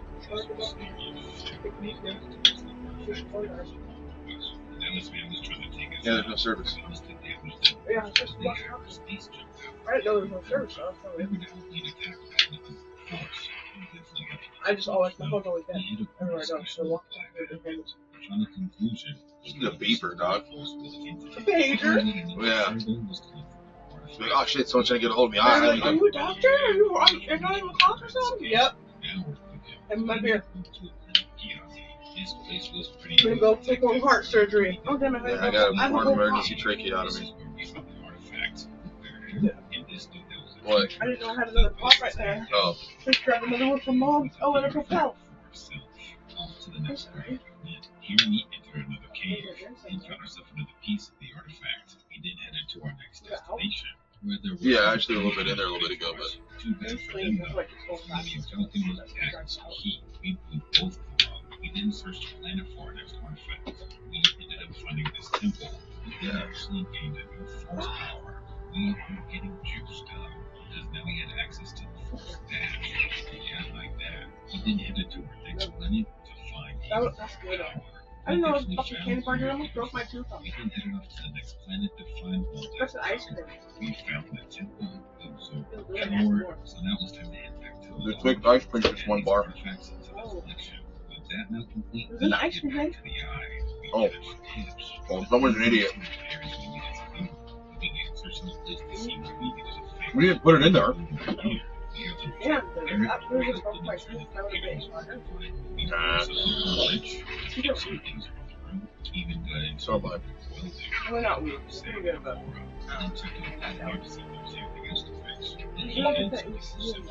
We needed to head over to I can't believe Mom waited. Well, I was trying to pick it up to be like, oh yeah, I dropped that out the window. How'd you do that, Mom? I just opened the screen and you're like, whoop! Yeah. I don't think she realized it was helping other people. Like him. Oh, yeah. Was an actual maze dog who's been collecting things from all parts of the galaxy. But when we did finally meet him, we of course asked about the artifact.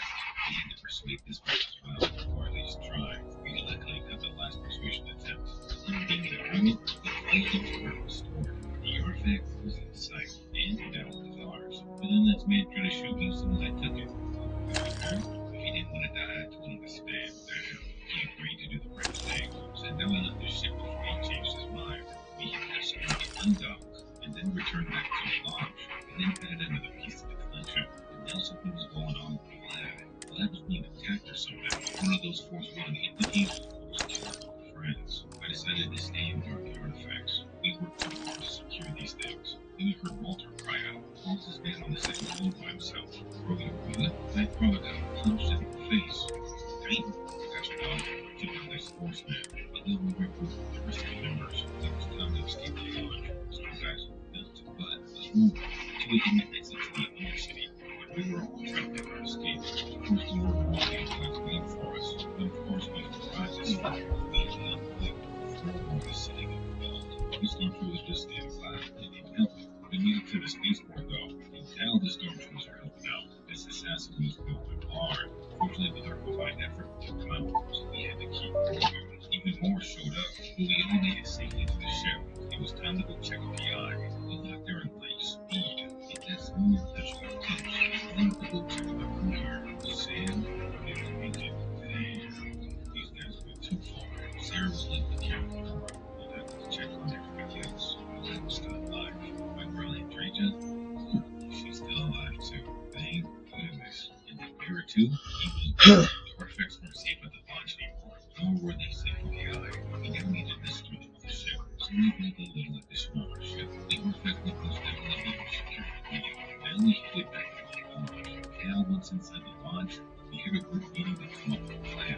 Well, my plan was to get Andrea off our side. So now I had Andrea as my companion. I think Sarah was jealous. And then we had something a little sadder to attend to. Where Ant-Man Samuel's belongings were now in his chest. We were the ones that had to collect them. It was another set of Mandalorian armor, a little older version. We would wear it in honor. Now we only need these artifacts easy. We needed to go back to Commander T'Pollo. We would head over to go back to the mission. But on the way, I must have been haunted or something. I was taken into custody. That's when this man popped out to me. Commander Ikanda had a plan for me. This man wanted me to do a little cover for him. And honestly, I'm down for that. This guy wanted us to infiltrate another organization. Why was that man standing so blind? First, they showed it had to excavation site. So we headed on in. Appreciate the business. We collected a little information from this guy too. Then we needed some information from this guy. But first, there was the thing we needed to collect.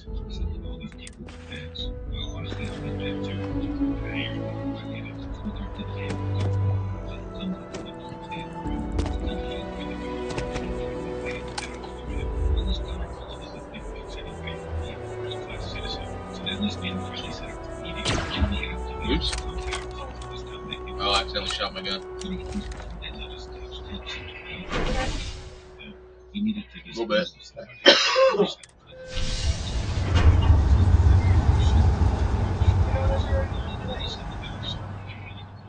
Approval was already here to kill him. I just needed his gone.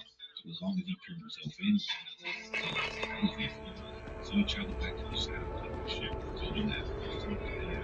They know that he was going to convince everybody of that. We reported back to the villages first and told them the news. We gave them a daily briefing. How they didn't want to end it. But I don't think we were fast. The fish plug into the wall? Yeah. That has a reset. How about a plugins on this side of the wall? Or this side of the room? Maybe I've exhausted my extension cords.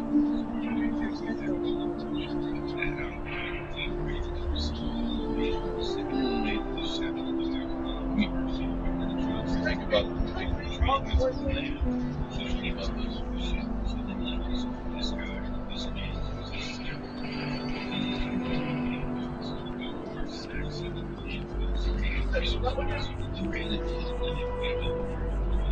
living room?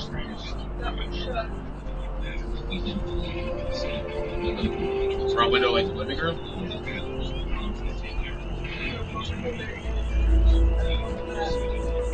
I don't think so. Like in the heat does people come back here when you get to the front.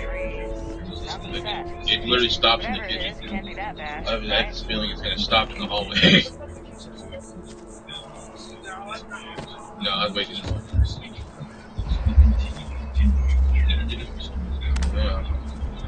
ideas here.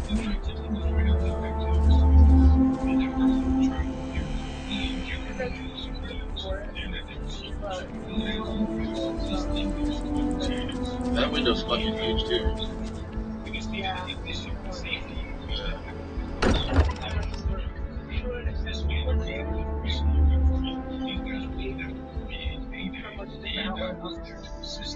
Before we set off to assist them, we needed to head back to the IFB. We dropped off the industrial Plug it underneath the fridge. it was tough to head out. Fridge? Like, what are the two things plugged in? Just like section one and then the Fridge? Yeah. Or no. That light?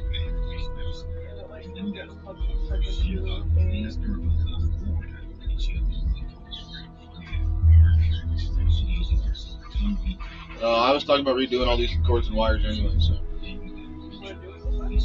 It's not going to be real quick, but yeah.